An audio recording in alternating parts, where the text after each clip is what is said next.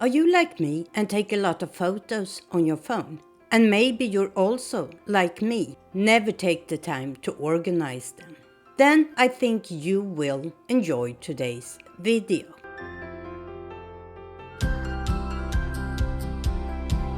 Hi, I am PixelPia, and today we will take a first look at Google Photos. Google Photos works both on the computer and on your phone, both on Android and iOS.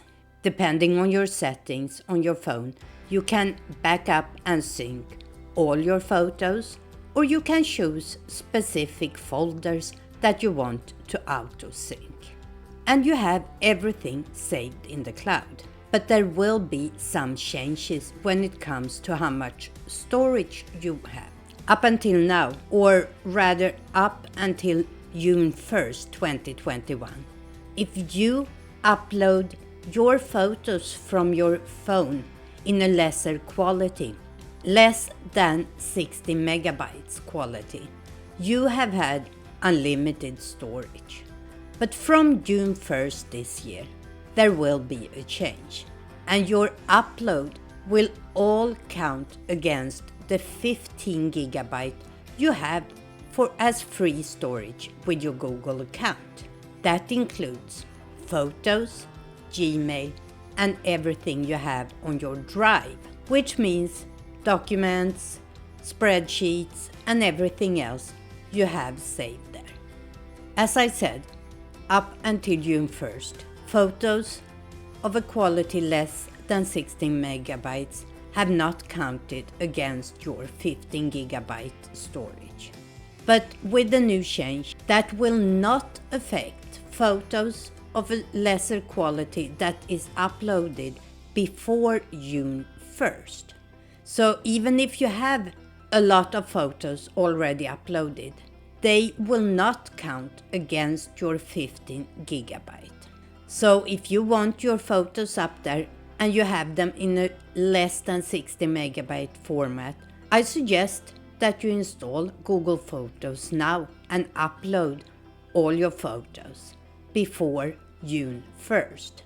So today I'm going to show you how the interface looks both on the PC and on your phone. I'm going to show you how to set it up the first time you use it, and how to set up, backup, and sync photos on your phone. Let's start to look at Google Photos interface, and we start on the computer. So here we are at the computer.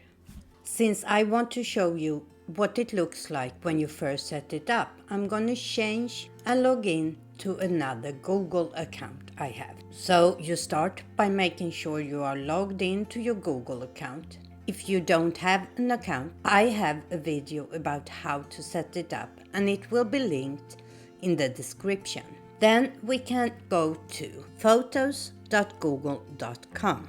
And here you can see that this is the first time I'm here.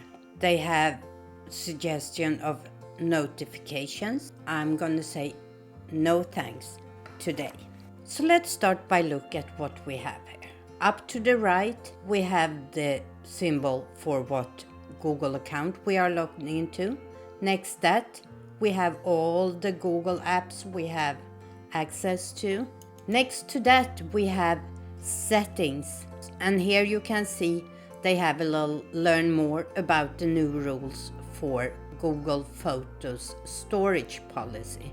And you can choose if you want to upload in original or in the high quality. And high quality is the version that for now don't count against your 15 gigabytes. Here, if you want to upload unsupported videos, partner sharing, if you're working together with someone, you can set up a partner sharing program. You send photos back and forth.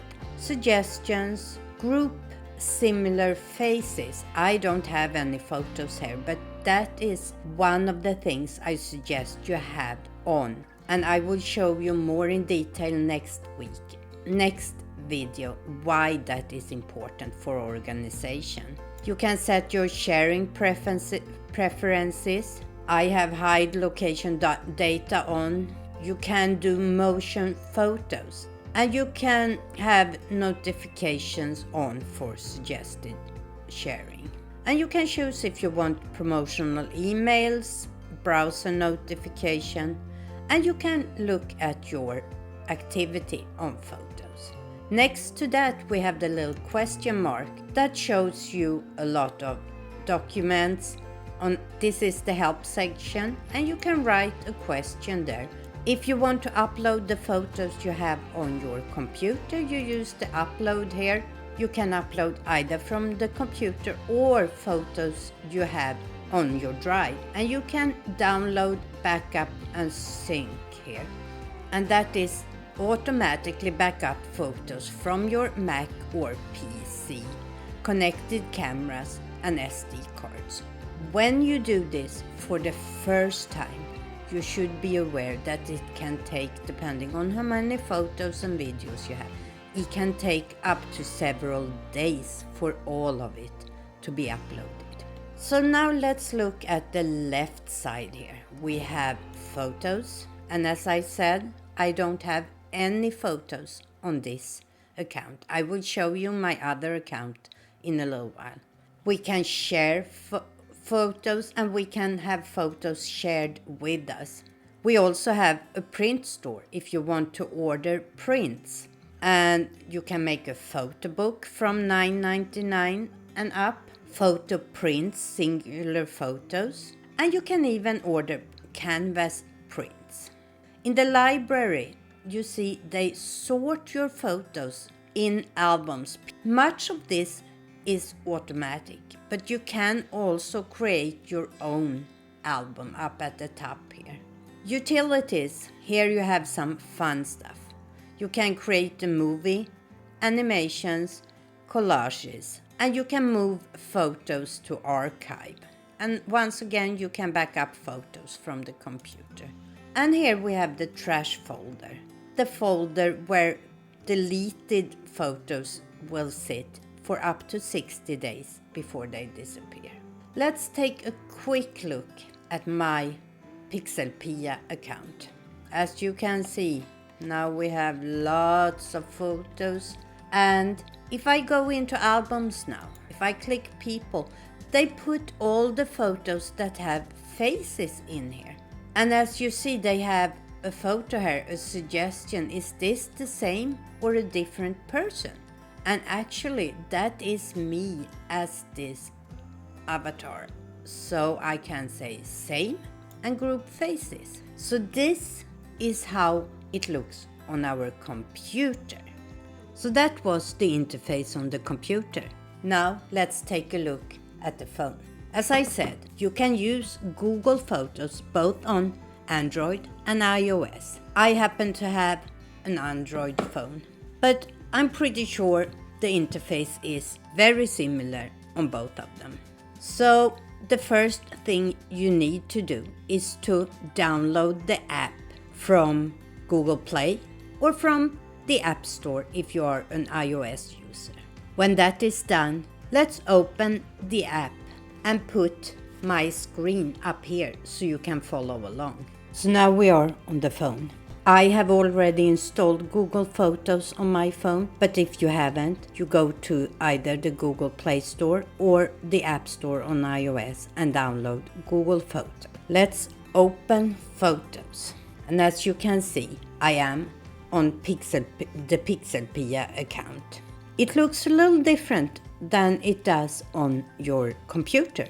If you want to reach the settings, you click on your little avatar up in the right corner, and here you can turn back up on or off, choose what size settings you want to use, and by change settings you can reach the high quality or original. You can also free up space here. If things have been backed up to your Google account, you can take them off your phone. In photo settings, you have all the settings we found on top on the computer.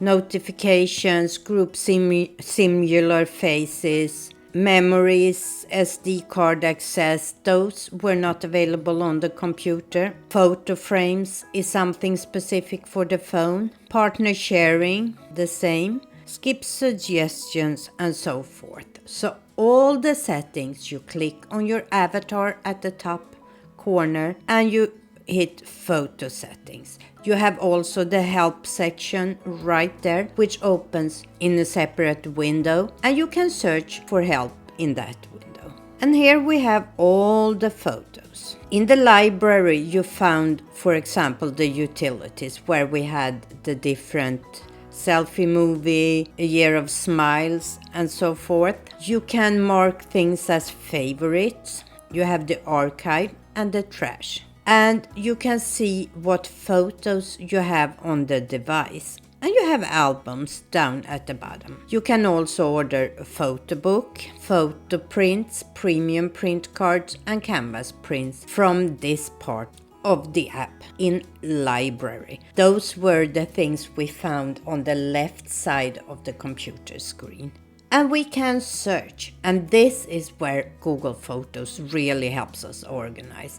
As you can see, up on top are the people I have named.